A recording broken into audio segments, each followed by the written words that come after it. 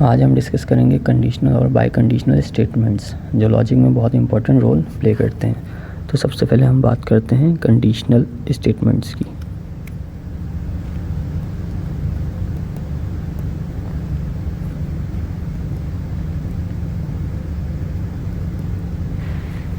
ठीक है, इसको हम क्या बोलते हैं, implication.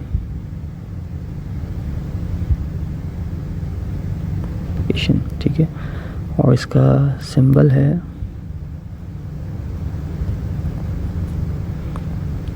P, sign of implication, और Q। ठीक है, अच्छा, कंडीशनल स्टेटमेंट क्या होती है? कंडीशनल स्टेटमेंट है कि इफ P देन Q, यानी ये सिर्फ उसी वक्त फॉल्स होता है जब P हमारे पास ट्रू हो और Q हमारे पास फॉल्स हो। तो जब भी हमारे पास जो इम्प्लीकेशन आएगा, कंडीशनल स्टेटमेंट आएगी, वो फॉल्स आएगी। ठीक है, यानी P हमारे पास ट्रू होगा और Q हमारे पास फॉल्स होगा, तभी हमारे पास कंडीशनल स्टेटमेंट या इम्प्लीकेशन फॉल्स होगी। अदरवाइज तमाम केसेस में जो वैल्यू है वो ट्रू होगी। For example,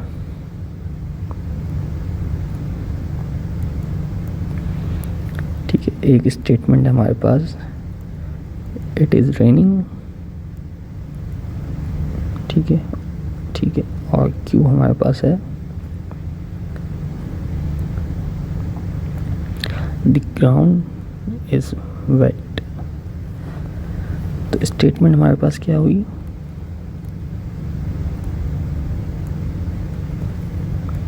If it is raining,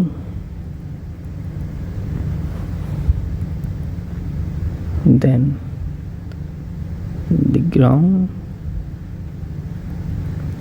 is wet। ठीक है,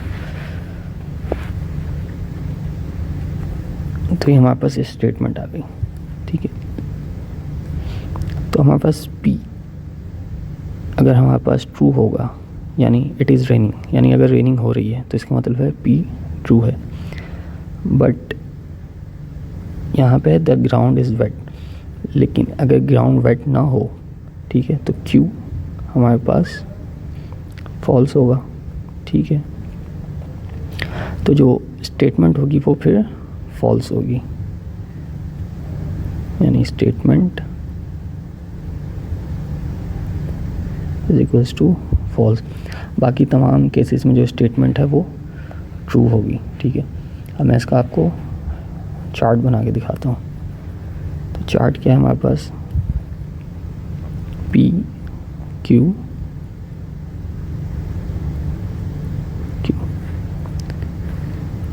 वैल्यूज ट्रू फॉल्स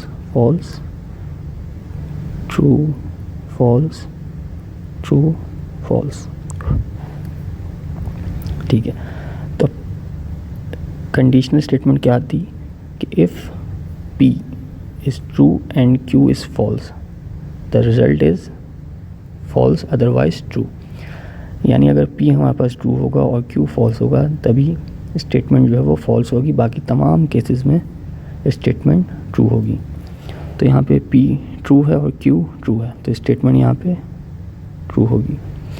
यहाँ पे P ट्रू है और Q फॉल्स है, तो कंडीशनल स्टेटमेंट यही थी कि P ट्रू होगा और Q फॉल्स होगा, तभी स्टेटमेंट हमारे पास फॉल्स होगी।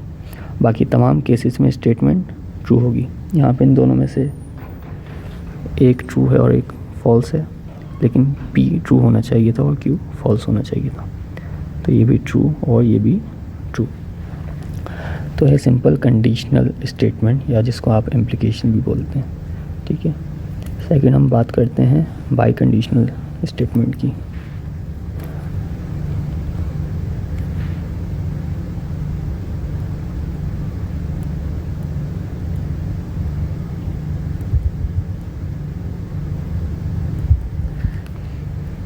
इसको आप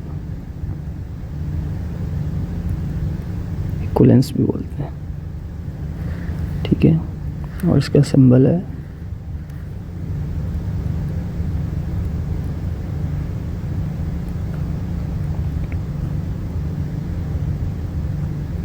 ये इसका सिंबल। अच्छा, बाई कंडीशनल स्टेटमेंट क्या होती है कि P if and only if Q। अच्छा, इसका क्या मतलब है? इसका मतलब है ये जब भी ट्रू होता है जब दोनों की ट्रुथ वैल्यूज सेम हो, मतलब दोनों ट्रू हों या दोनों फॉल्स हों। यानी P ट्रू हो और Q ट्रू हो, या तो दोनों ट्रू हों या तो दोनों फॉल्स हो, दोनों की वैल्यूज सेम होनी चाहिए। ठीक है, तो तभी ये ट्रू होगा, अदरवाइज़ तमाम केसेस में फॉल्स होगा। तो इसकी हम एग्जांपल लेते हैं।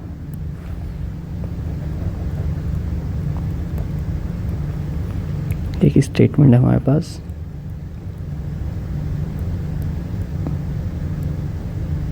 a number is even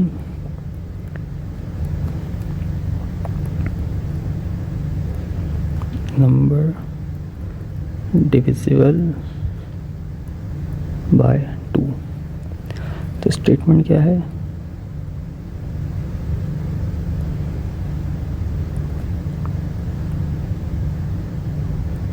Number is even if and only if it is divisible by 2। ठीक है, दोनों की ट्रुथ वैल्यू सेम है, इसलिए ये स्टेटमेंट ट्रू है। ठीक है, तो हम इसका एक चार्ट बनाते हैं। P Q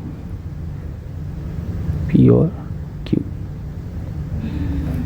वैल्यूज असाइन करते हैं, true true false false, true false true false. ठीक है, कंडीशन क्या थी कि दोनों सेम होंगे तभी रिजल्ट जो है वो ट्रू होगा, अदरवाइज़ तमाम केसेस में रिजल्ट फॉल्स होगा। तो यहाँ चेक करते हैं, यहाँ पे दोनों की वैल्यूज सेम है, दोनों ट्रू हैं, तो इसका मतलब ये ट्रू है।